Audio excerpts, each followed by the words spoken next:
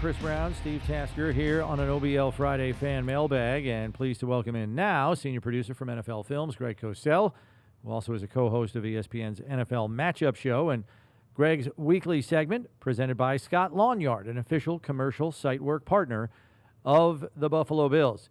Well, another big one here for Buffalo, playing the best team in the NFC, Greg, and the two highest scoring teams in the league.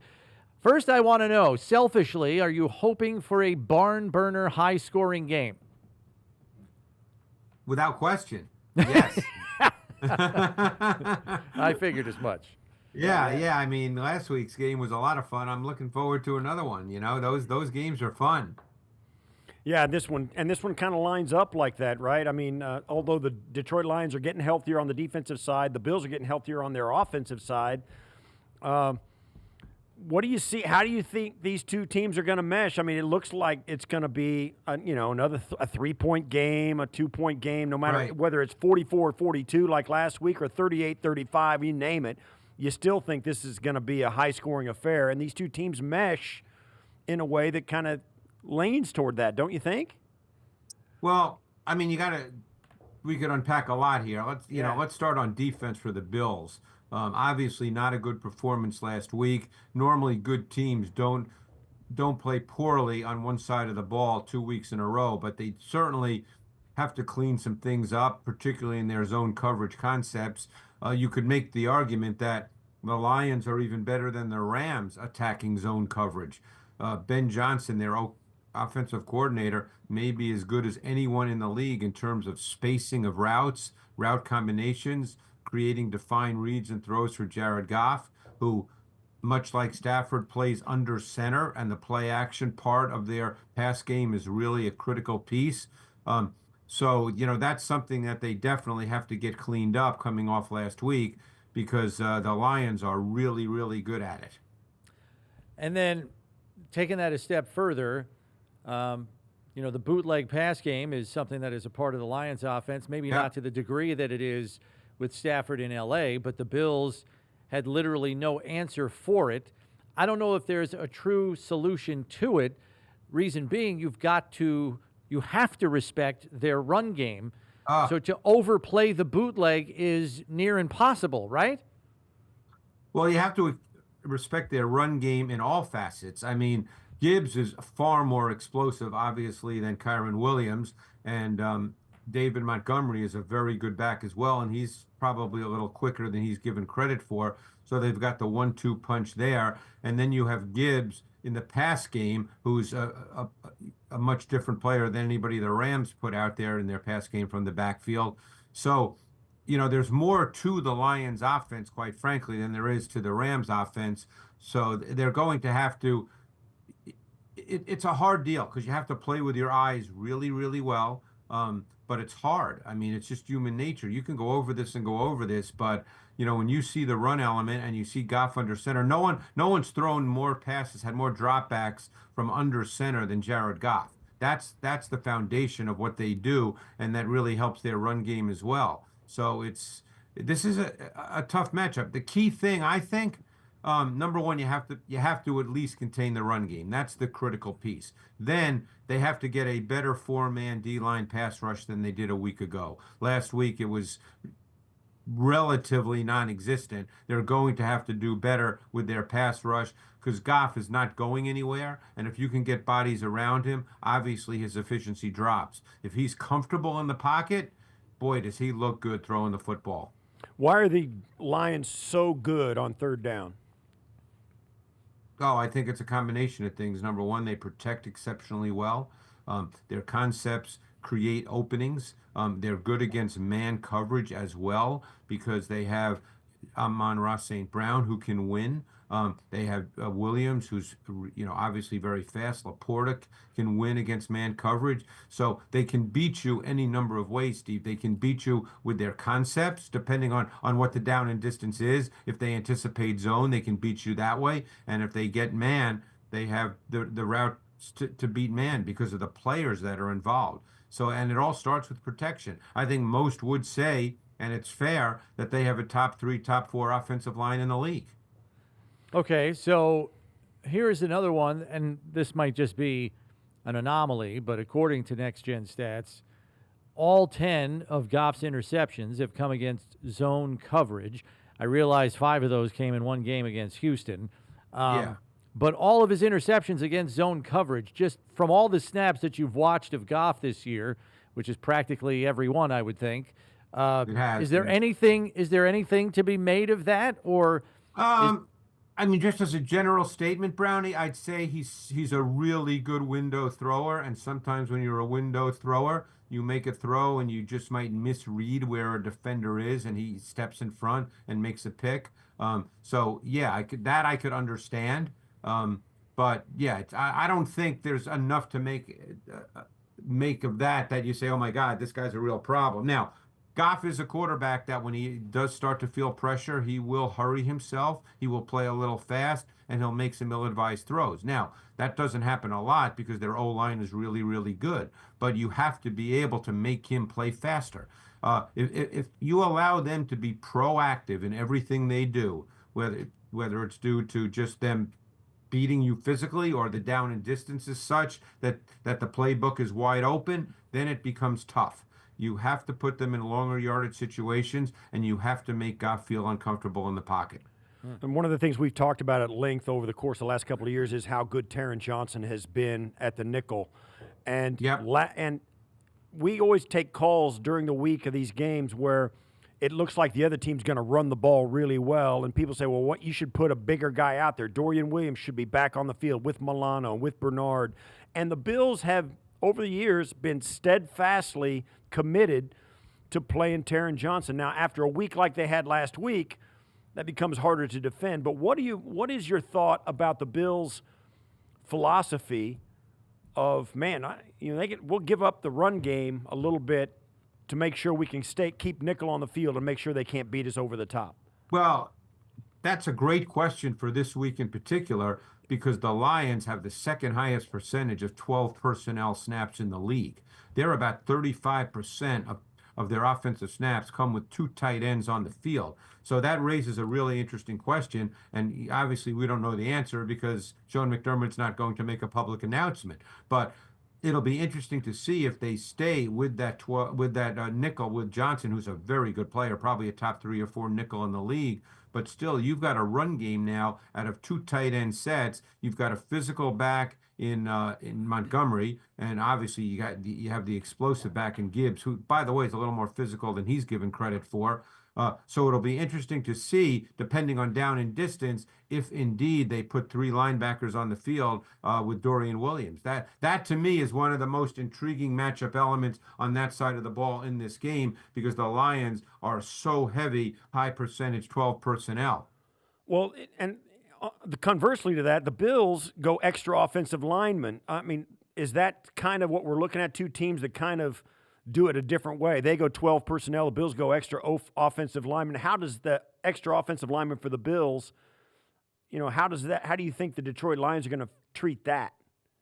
They'll treat that by playing base. But you can go with a 6th offensive lineman, essentially meaning you only have 4 eligible receivers, meaningful receivers that are eligible. Right. You can do that when your quarterback is mobile, because let's say you choose to throw out of that, and they do on occasion. Obviously, they use it more in the run game, but they will take some shot play attempts with it. You can do that if your quarterback is mobile, because if for whatever reason what you call doesn't work or you get pressure, your quarterback can then compensate for that with his movement. It's hard to play with 6 offensive linemen with the consistency and volume that the Bills do if your quarterback is not mobile. Because if it doesn't work, your quarterback has nothing to do. He's going to get sacked or he has to throw it away and the play's dead.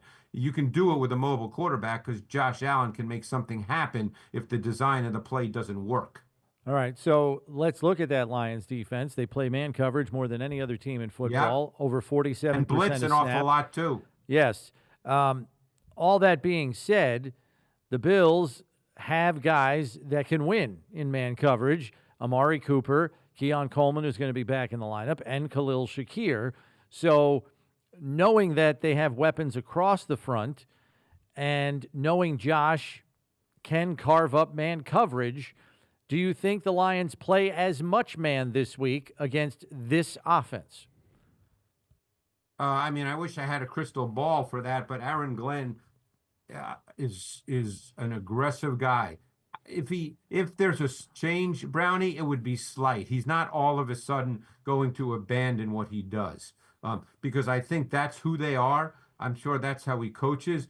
It goes back to the way he was as a player. I mean, he's a toughness, competitive, feisty guy. He wants his defense to be that. And you could argue they have the best safety tandem in the league in Brian Branch and Kirby Joseph. And Branch gives them a ton of flexibility because he has slot corner skills. So if they feel that there are certain situations in which he can line up against Shakir and play man, they're going to feel comfortable with that. I'm not saying that they're going to win the matchup every time, because you guys know how I feel about Shakir, and I think he's a really, really good player. But they're going to feel comfortable with that on their end. So I don't think they're going to back off playing man coverage, and I think they will pressure, because as good as Josh is, making off-script plays and moving, I still think that teams feel that you want to speed up those guys and you want to pressure them. You don't want to let them sit there.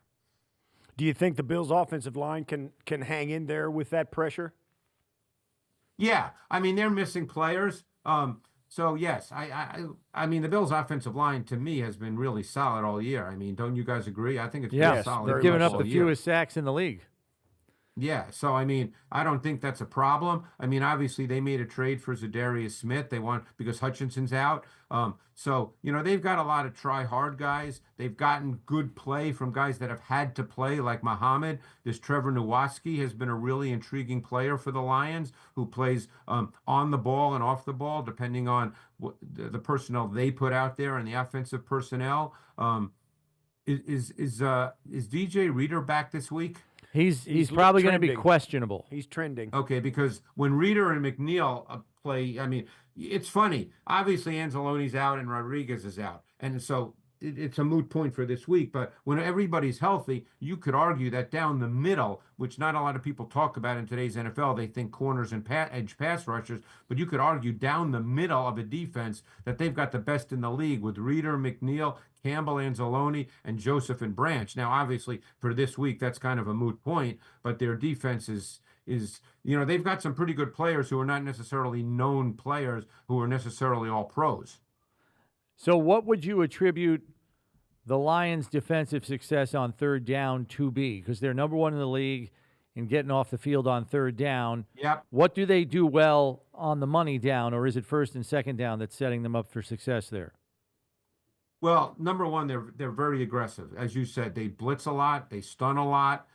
They make it difficult for offenses to handle what they do, and they're very aggressive. They make you execute at a high level because they're going to play man, they're going to pressure, and they put a lot of pressure on an O-line. Now, the Bills' O-line's very good, but still, when you start getting into a lot of different stunt concepts, multiple stunt concepts, that makes it a little more difficult.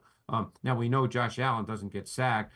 A good part of that's on the O-line, a good part of that's on him. I think he's been sacked 13 times all year. And he was not sacked last week, which was pretty remarkable, given how much, they had to throw and the way the game played out.